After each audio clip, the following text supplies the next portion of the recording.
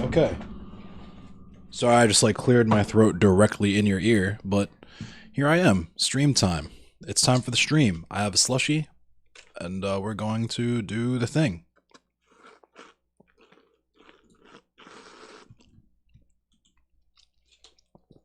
I have some things that I would like to talk about.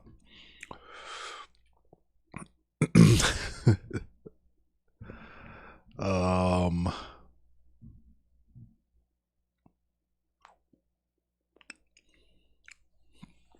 Let's see.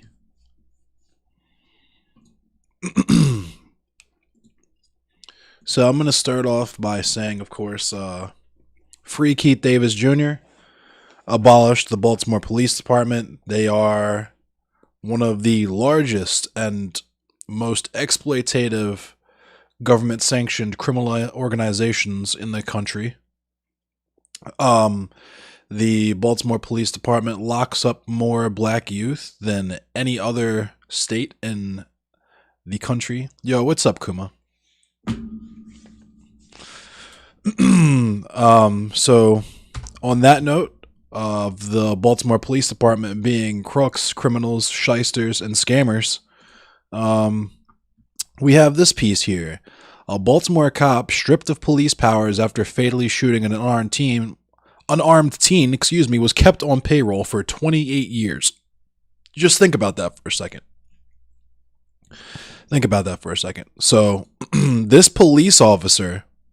let me adequately get this in frame for when I do stuff. Okay.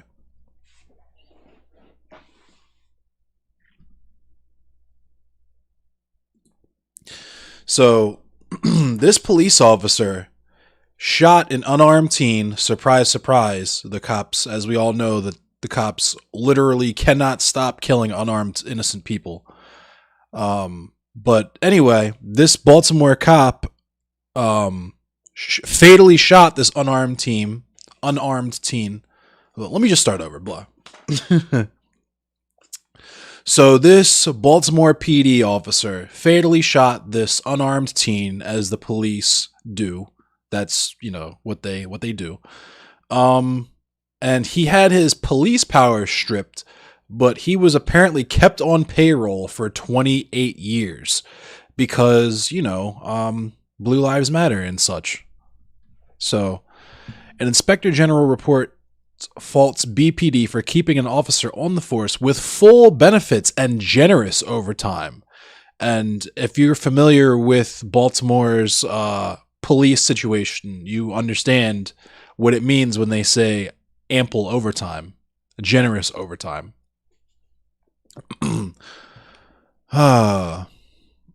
He shot this black teenager and killed him in 1993.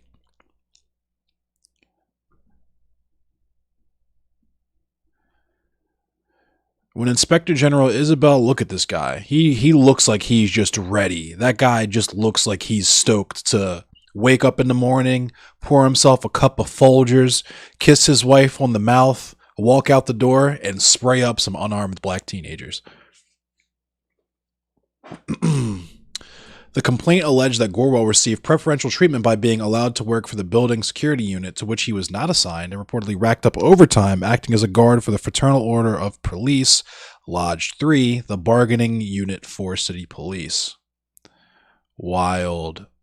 So this is...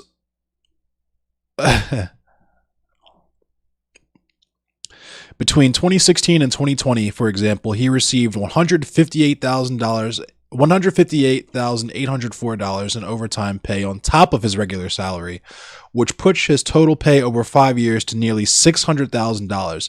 This man made over $500,000 in 4 years doing absolutely nothing because Blue Lives Matter.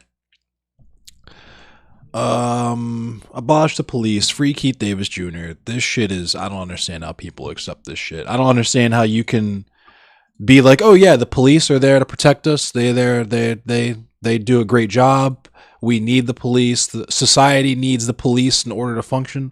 When it's like You cannot go for 24 hours without some kind of story coming out about how the police robbed someone or the police killed someone unarmed. The police planted evidence. The police are involved in their own like torture facilities. Like, I truly do not get it. How, like, I understand if it was like maybe it should not be acceptable on any level, but maybe if it was like once a year, you hear something about the police like, you know, misplacing evidence or something. But it's like daily. You hear about police killing someone, stealing something from someone, doing just violating every possible thing that people who believe in like the United States Constitution and freedom and you know, all that stuff that people say they believe in America. The police just regularly violating that, and then people spinning right on their heels and being like, yeah, but society would fall apart if we didn't have police. It kind of seems like the police are, because they're sanctioned by the government, their crimes get overlooked a little bit. And it kind of seems like they contribute to a lot of the disorder that you see in society daily. But, you know, what do I know? I'm just a black person who has had a gun pointed in his face by a police officer for something that wasn't even illegal at the time. And, you know, it's cool. The DC police on video punching handcuffed man last week. I saw that. That police officer, he got punished for that though, didn't he? I want to say he got punished for that. Anyway,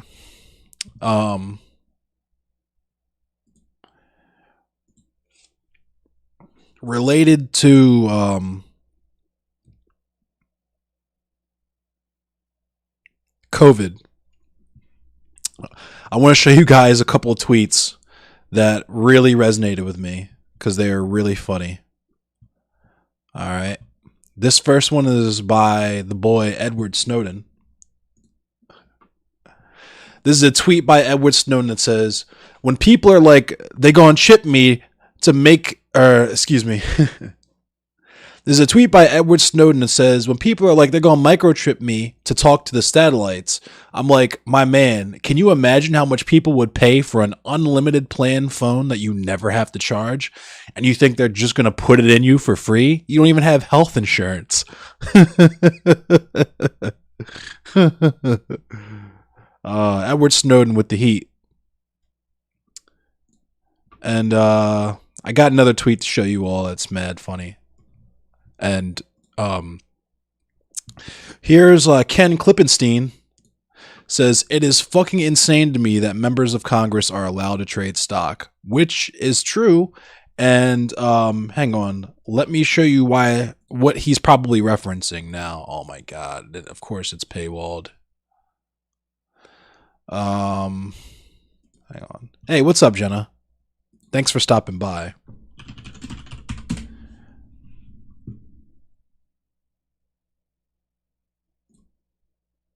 Okay, so this is insane, but check this out. Rand Paul discloses wife's investment in Remdesivir parent company 16 months later.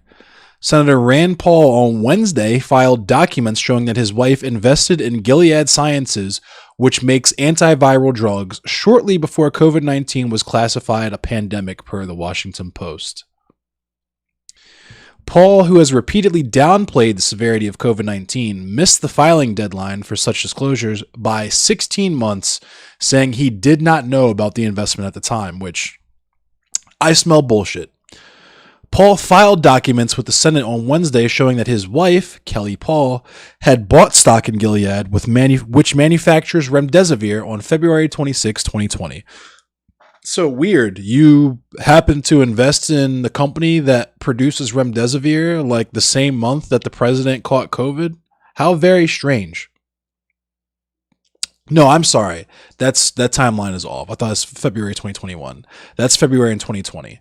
Still, though, there's ridiculous. Per the Stop Trading on Congressional Knowledge Act, an anti-insider trading law, Paul faced a deadline of 45 days after the time of purchase. A spokesperson for Paul said the senator only recently learned about his wife's stock purchase and filed a supplemental report about it along with his annual disclosure. Kelly Paul lost money on the investment, the spokesperson added per the Post. I don't know. Oh my goodness. And I guess he got suspended from YouTube because Rand Paul, first of all, it's wild to me that Rand Paul has a YouTube. Second of all, I guess he's on there talking about how masks don't work and that's why we don't need to wear them. But it's sheesh. Here's a quick headline that is absolutely amazing to me. The president had to step in to tell ICE not to deport people that call 911 because they're a victim of crimes. Thank you for the follow, Fragilities. That is absolutely insane to me. Imagine calling 911 because someone broke into your house and then ICE shows up and they're like, oh, well, guess what? Now you're getting deported.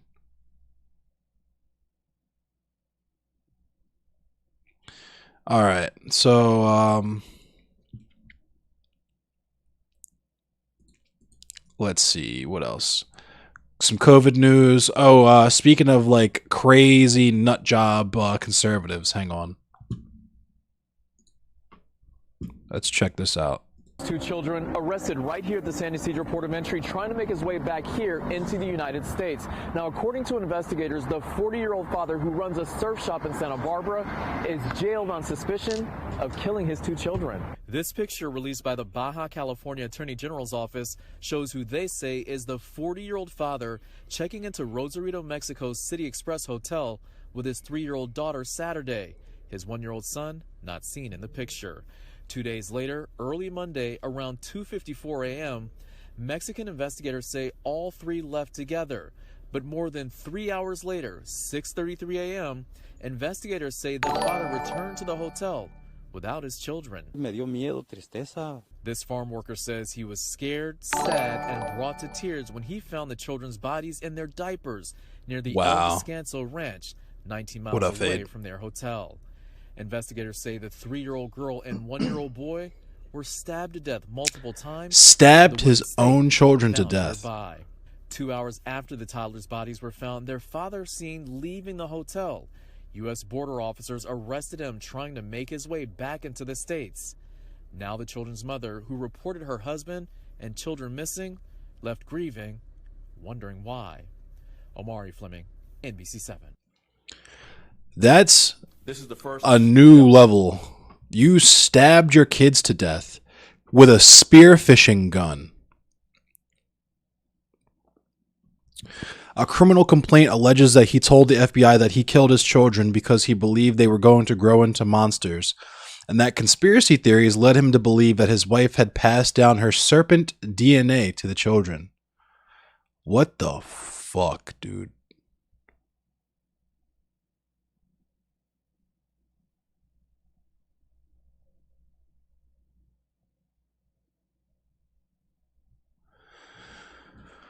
Holy shit. That's wild.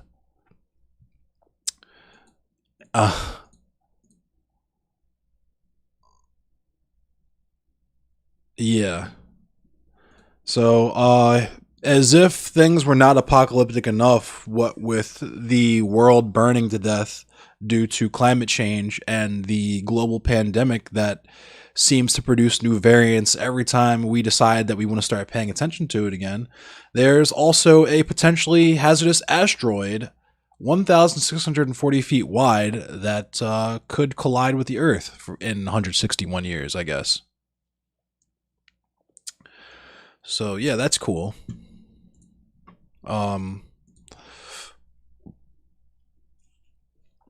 This is the story actually, I'm going to save that one for last because I'm going to play Naraka after these couple of pieces of news. I'll read this one first. So, California becomes the first state to mandate vaccines or testing for all teachers, school employees, which needed to happen. should happen, and I'm sure there's going to be people malding about it, but this is the right move, because obviously.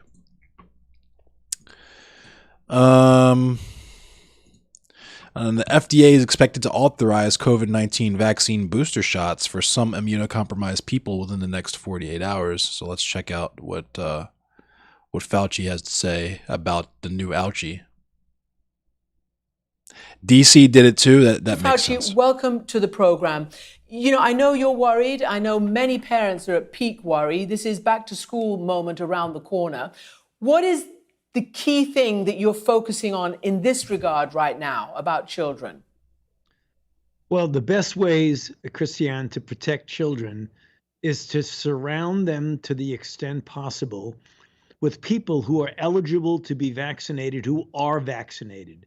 That would be teachers, personnel in the school, and children from 12 and older who are now eligible to be vaccinated, to get them vaccinated. Now, obviously, younger children not yet have been approved to get vaccinated. Those we need to protect. And that's the reason for our CDC coming up with the recommendation of having everybody wear a mask in school, even those who are vaccinated, because we know so well the detrimental effects of having children not be physically present in school. We know that from mental health issues, from social development issues, from a variety of other issues, and so important. No. So we've got to do both. We've got to get them back to school, but we've got to do it safely. You were mentioning issues about vaccination.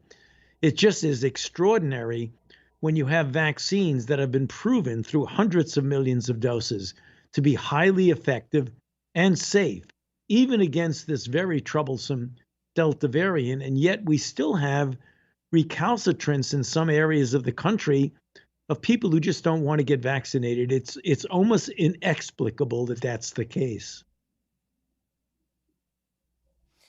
Indeed. And can I ask you, because there's also quite a lot of politics and health data being, you know, some people don't quite know who's saying what. So what are you seeing? What does the data show us about young children right now in those states in the South which are seeing spikes?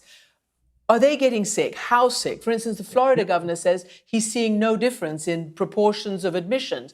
But otherwise, there are other numbers that say that actually there's spikes even amongst children. Tell us, and for parents as well. Well, there are spikes among children for a couple of reasons. First of all, we're dealing now, Christiane, with an entirely different virus in the sense of its ability to transmit highly efficiently. If you look at the Alpha variant, the one that was originally in the UK and now became dominant in the United States, that's been completely pushed aside by the Delta variant, which has an extraordinarily high capability of transmitting from person to person.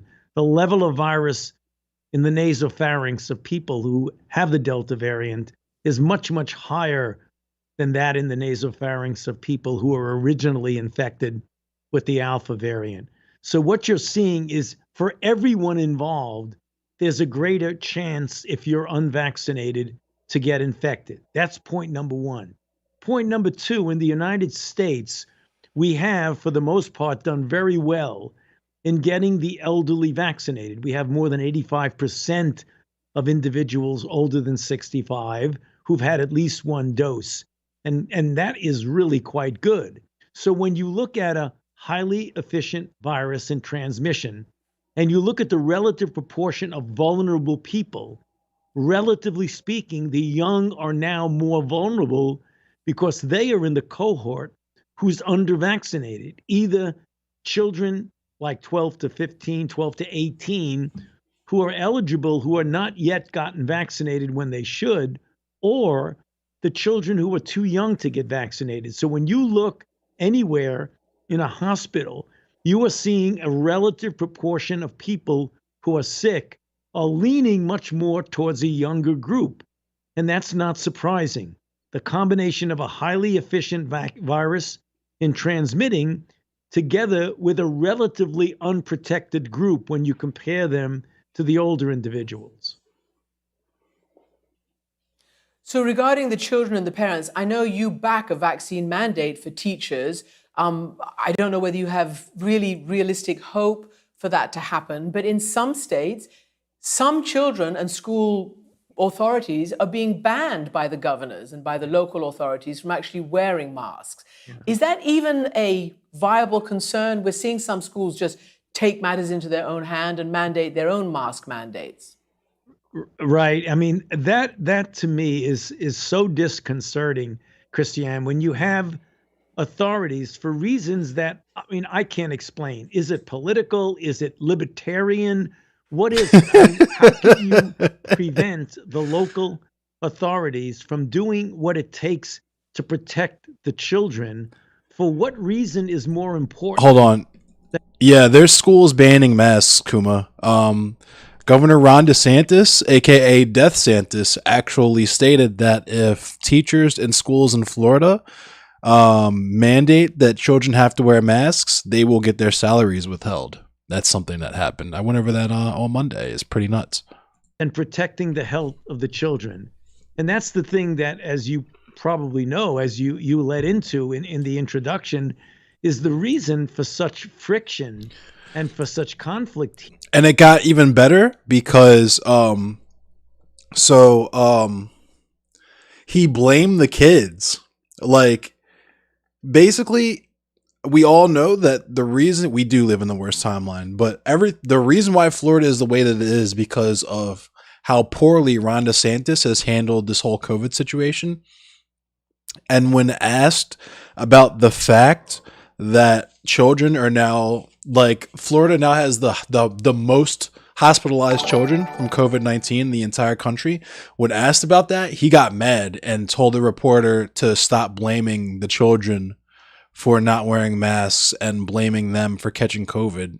Like, danced beautifully around that question, and then immediately ended the press conference. It was beautiful. Ron DeSantis sucks. Here, thank you, We've got to protect the children. We have a vaccine that you well know is highly effective and it's safe. We have the tools within our own armamentarium to fight this virus very effectively. I just cannot imagine why people are not looking at this as, let's say we're all in this together. The common enemy is the virus.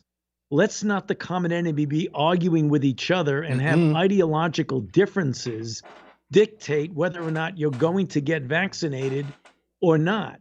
Because and I think the reason you're seeing a lot more tension now, Christiane, because the vaccinated people who have done the right thing realize that as long as you have, and we do in this country, 93 million people who are eligible for being vaccinated, who are not yet getting vaccinated, that allows the virus to circulate regularly and easily.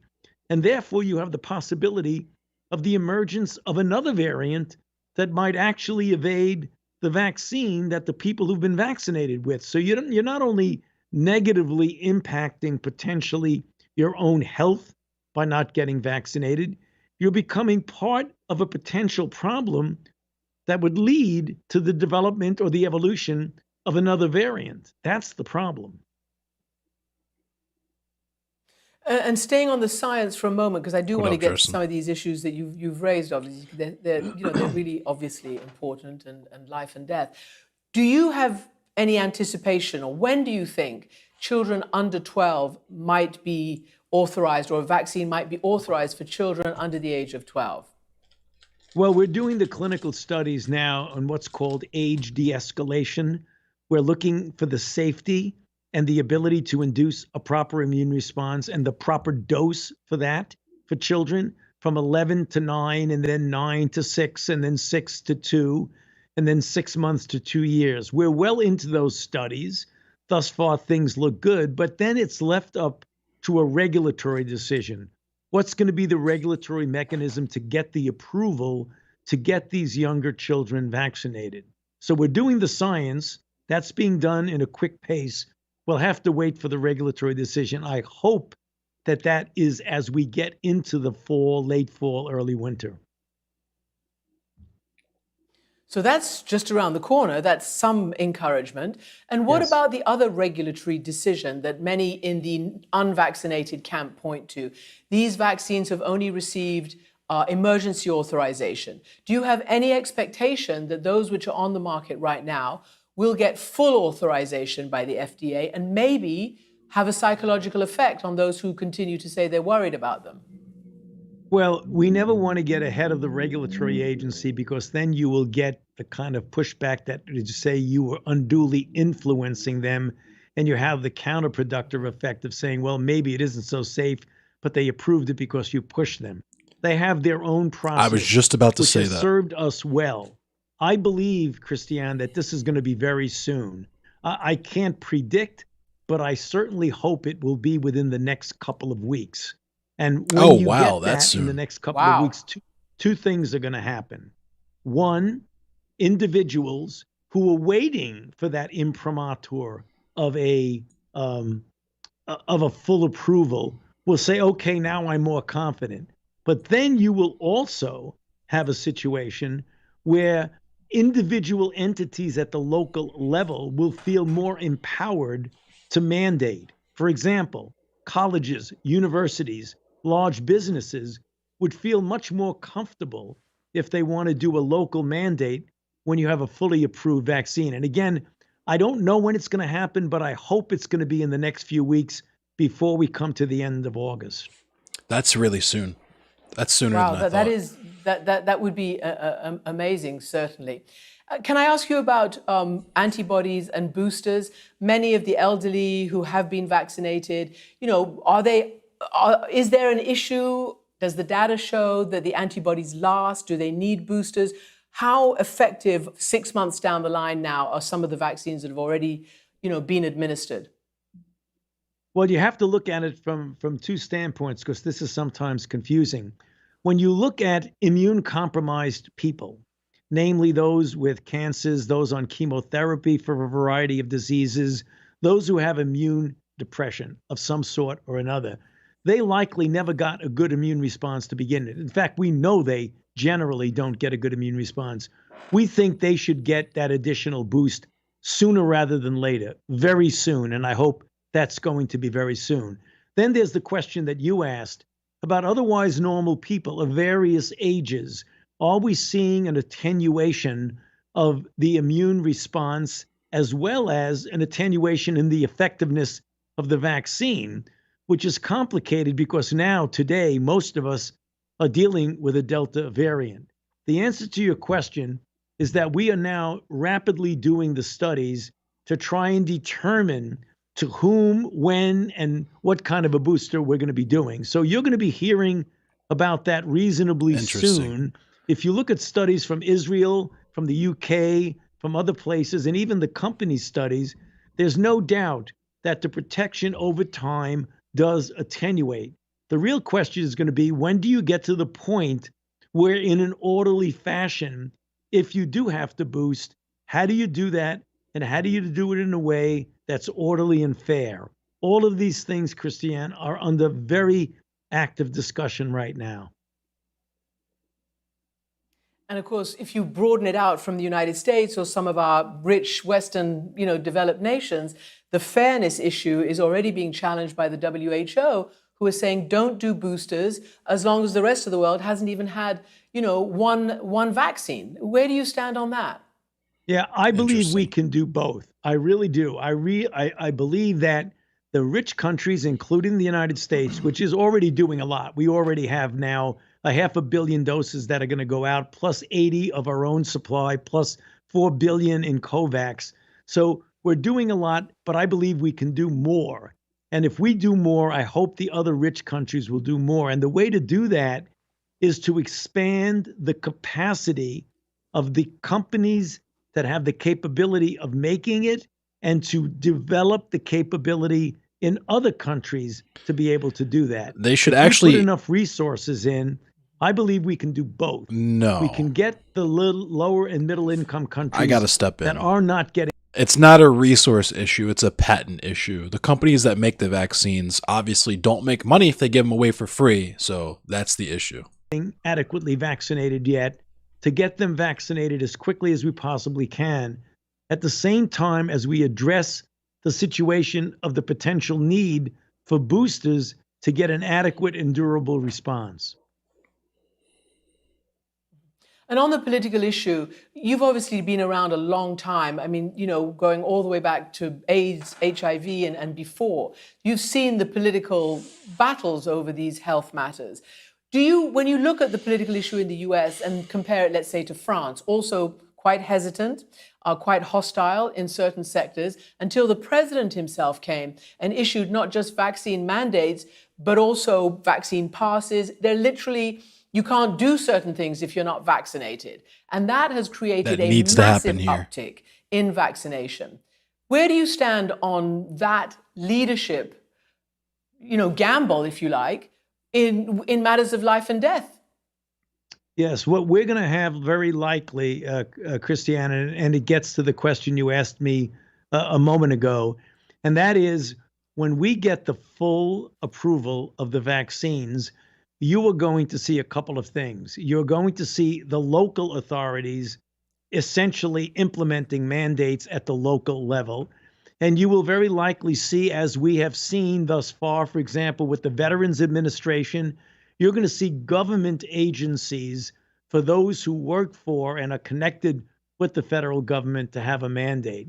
So President Biden has shown a lot of leadership in this from a number of standpoints, and you're going to see even more mandating predominantly at the local level.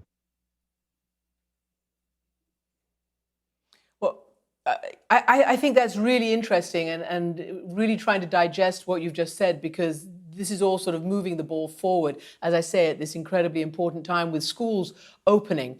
Do you think, given your experience, that COVID-19 is something that can be eradicated within a reasonable period of time, or can and will one simply have to coexist with it? I believe that if we get the rest of the world, the vaccinations to them that I mentioned, that we will be able to, I don't think necessarily eradicate. We've only successfully eradicated one viral infection for humans, and that's smallpox. I believe we can eliminate it. Things that we've done in many countries with polio, things that we've done in many countries with measles. But that would require a global response, because this is a global pandemic, which requires a global response. And that's the reason why I feel so strongly that in addition to the USA as a rich country, to be doing what they're doing, take a leadership role, not only in protecting our own citizens, but be providing the capability to get the entire world vaccinated. Now, you do that, you're going to see a blanket of protection that would really be able to get this off the table. Maybe not eradicate it in the technical sense, but to not make it an issue that has now essentially paralyzed the planet for 18 months now. Well, eliminate is a good word on this evening. We'll take eliminate. Dr. Anthony Fauci, thank you very much indeed for joining us. So there's that. And here's something crazy. Thousands in Germany thought they had their vaccine. It may have been saline instead. A nurse in northern Germany is suspected of having duped thousands of people into receiving a shot of saline rather than the COVID-19 vaccine. Authorities say that a Red Cross nurse working at a vaccination site in Friesland is believed to have given out the fake shot to residents during March and April, Reuters reported. Around 8,600 people could have received the saline solution instead of the vaccine, Sven Ambrosi, a district administrator of Friesland, said on Facebook.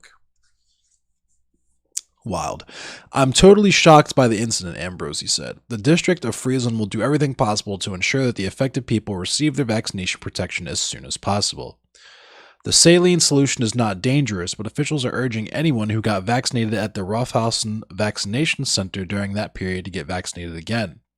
They are contacting by phone or email those who may have received a fake vaccine, and a dedicated information phone line has also been established, officials wrote on Facebook.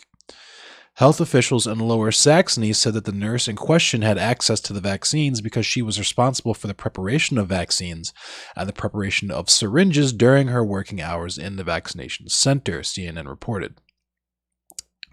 It is unclear if there have been any arrests or charges filed related to the case, according to Reuters. The nurse has not been named publicly, and the possible motivation has not been stated. However, the person in question did reportedly have social media posts expressing skepticism about the COVID-19 vaccines, naturally. A similar scandal unfolded in India last month. Thousands paid to receive the COVID-19 vaccine at a vaccination camp, but instead were given shots of saline solution. Authorities arrested 14 people, alleging they gave around 4,000 people fake or expired vaccines and collected thousands of dollars in the process, in the most scummy imaginable thing I can think of.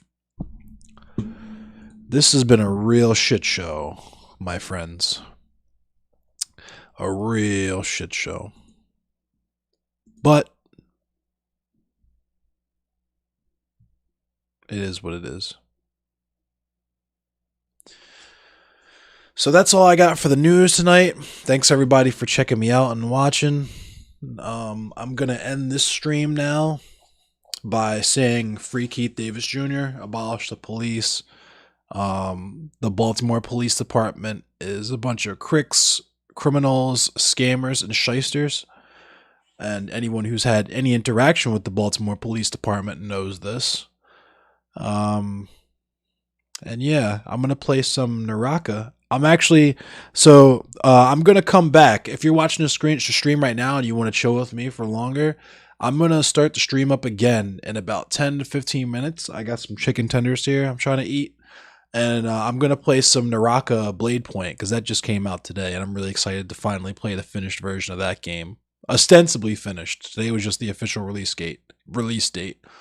Who knows if the game is actually finished, and what with the state of the gaming industry being what it is today. But anyway, thanks, Jenna. I hope you have a good, relaxing, chill night as well. Shout out to Jersten, shout out to Key, shout out to Fade, shout out to Kuma, shout out DC Metal Chris. Thanks you guys for hanging out and checking me out.